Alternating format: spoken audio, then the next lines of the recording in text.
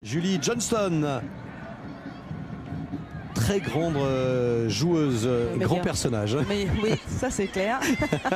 Mais pas toujours à son avantage, malheureusement, c'est pas toujours un exemple. Mais par contre sur le terrain, ouais, c'est une grande gardienne, de par sa taille certes, mais... O'Hara l'américaine et puis Ouara Domo.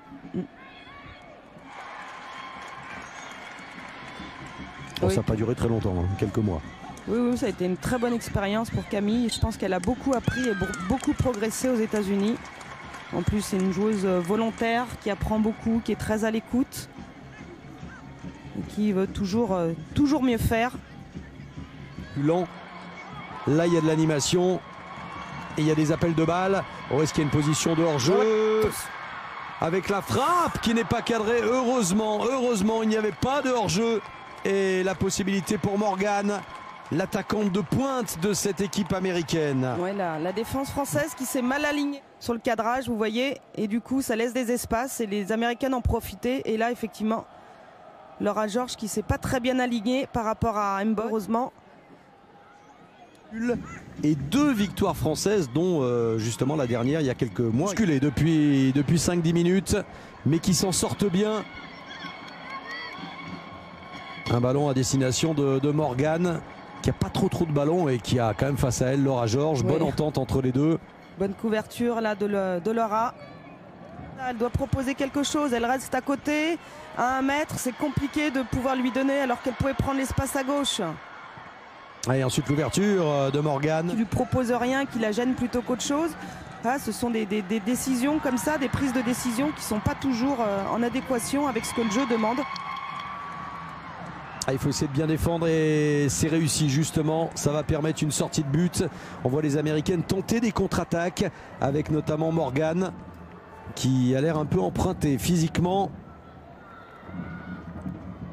On l'envoie un petit peu au chat. Qu'elle ne touche pas ce ballon parce que joueuse américaine sur Morgane, je crois qu'elle la retient par le bras.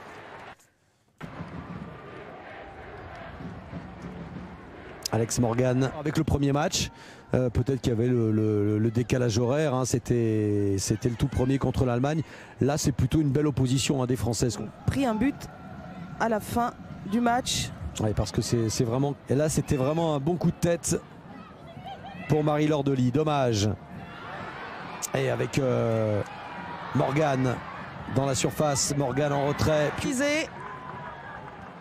Alors, puis on a 2 contre 1. Pas normal, hein, de voir Morgane arriver avec facilité à s'engouffrer. Piug qui est toute seule derrière. Piug encore à l'attaque.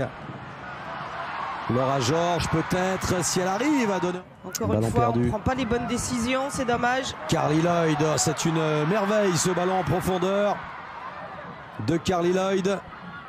Et là encore une bonne maîtrise, hein, de Laura Georges. L'Euro à Lyon en 2015, celle qui a été élue meilleur espoir du championnat de France en 2013 et 2014.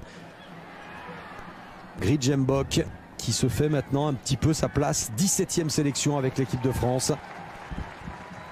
Ouais, c'est vraiment la joueuse d'avenir, se laisse comment dire, aspirer par le ballon. Elle veut toujours le ballon, elle veut toujours être là et finalement elle est pas souvent au bon endroit et ses camarades n'arrivent pas ses collègues n'arrivent pas à la trouver. Et puis face à elle, elle a souvent Mallory Piug aussi. Que compliqué, je pense qu'il y avait autre chose de mieux à faire. Il faut qu'on soit plus lucide dans ces phases. Avec Juvisy. Alors...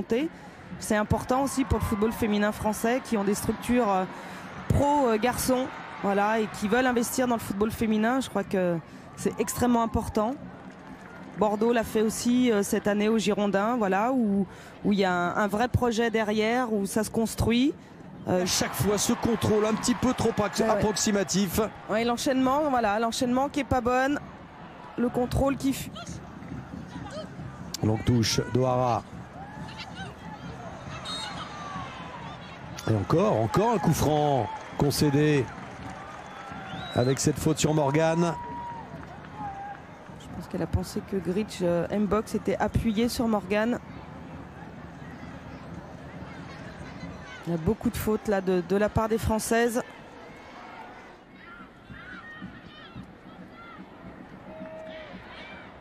Et Bilbao qui a perdu ce ballon. Mbok Attention maintenant. de pas se gêner. Mbok qui est dépossédé. Et Mallory Pugh qui peut lancer Morgan. Morgan qui va frapper. Non, non. Et voilà sur cette contre-attaque terrible pour les Françaises. C'est Alex Morgan qui marque ce but, peut-être de la victoire pour les Américaines.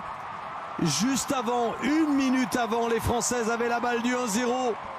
Et bien au lieu de ça, encore une maladresse, une déconcentration. Morgan qui bat Sarah Boidi, c'est cruel. Sandrine, c'est cruel. Le même scénario presque que lors du premier. On ne doit pas faire ce genre de faute là. On voit Bilbao qui vient gêner Gridge là dans sa relance. Du coup derrière, on est entre deux, on n'est pas replacé. Un bon ballon en tout cas en profondeur. Et Morgan qui vient ajuster Boidi, qui est un peu entre deux, qui lui laisse aussi beaucoup d'angles. Là on voit pas ce que Bilbao vient faire là, vient gêner Gridge. Et là Pugh met un super ballon entre les deux. Et là, trouver le chemin des filets. Ma chère Sandrine, on est déçus, hein. On est triste. Vraiment.